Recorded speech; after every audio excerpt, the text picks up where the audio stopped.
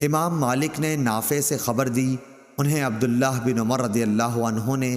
کہ عمر بن خطاب رضی اللہ عنہ نے ریشم کا دھاری دار جوڑا مسجد نبوی کے دروازے پر بکتا دیکھا تو کہنے لگے، یا رسول اللہ صلی اللہ علیہ وسلم،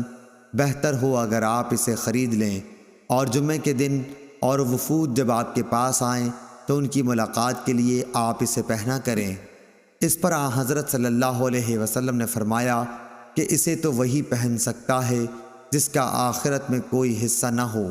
اس کے بعد رسول اللہ کے پاس اسی طرح کے کچھ جوڑے آئے تو اس میں سے ایک جوڑا آپ نے عمر بن الخطاب رضی اللہ عنہ کو عطا فرمایا۔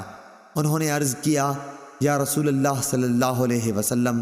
آپ مجھے یہ جوڑا پہنا رہے ہیں، حالانکہ اس سے پہلے عطارد کے جوڑے کے بارے میں آپ نے کچھ ایسا فرمایا تھا۔